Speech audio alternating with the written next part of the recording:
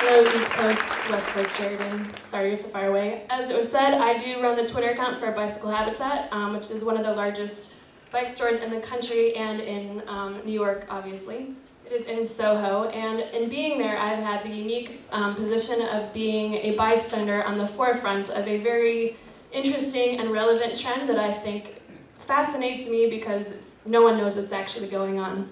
So that's my not fancy bike, so I'm not actually a bike nerd. I will just play one for you for the next 4 minutes. As a precursor, I thought I'd give you a little history. We think of bikes as being around forever. Nerd out here, they're not actually, have not been around forever. This was what was called the dandy horse for when there was a shortage of horses. Obvious name. Now we have what they evolved into what you can see on the screen right now. It looks a little bit like Williamsburg on the Williamsburg Bridge. This is the pedal, but unfortunately it also acted as a catapult, so when you would hit a bump, you would hit your head because you would fall off.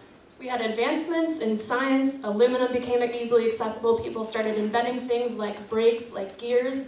Suddenly everyone wanted to ride bikes, so around the turn of the century, 1900s, bikes were big. So let's look back at Manhattan. Boston has a reputation for being designed by cowpath, where they followed cows and paved the roads. New York, however, was much more sophisticated. So in 1811, they came up with what is called the Commissioner's Grid map, and it's what we know now as, lines north and south, more or less, lines east and west, more or less, sort of building the foundation for a city to function and grow. And as we know, because we're all here, it did grow. So we established new norms. So I know I'm talking about the 1800s, but stick with me, it's relevant. Central Park, we created bridges, we built subways in the 1900s. Ford built cars, we bought them, and all of a sudden there's this massive way of getting around town. But there's a bike boom all of a sudden, also relevant. We sell out of bikes. So all of a sudden, bikes, cars, popular. Here we are in New York City. We can get around easily. What's gonna happen? Brings us to present day. Lots of bikes, lots of cars. What's a girl to do? We'll figure it out. So what I've learned from working with Bicycle Habitat is there is the struggle now, but the struggle is not new. In the 1970s, I have heard many interesting first-hand stories about illegally painting bike lanes where cars would not respect them. Bikers got spit on avenues. They got yelled at, cursed at, cut off. Worse than what we saw in Bedford Avenue, where they illegally painted bike lanes just this past year. So now we also have a struggle for access. How do you get on the bridge? Brooklyn Bridge was not actually originally supposed to have bike access. So we considered a given their ramps. We considered a given their ramps on Manhattan Bridge. These were not norms. But the problem is the city's congested and it is not sustainable for the long term. We all know that, but it's also from a lifestyle perspective. It's just not that cool to walk outside your door and see this. You're not like, oh, home sweet home, you're like, get me out of Times Square.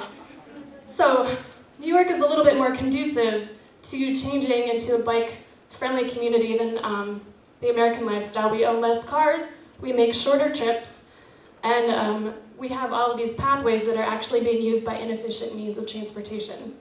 So we have these new people coming along. I call them Robin Hoods because they're taken from the cars and they're given to the bikes, and a lot of people don't like it.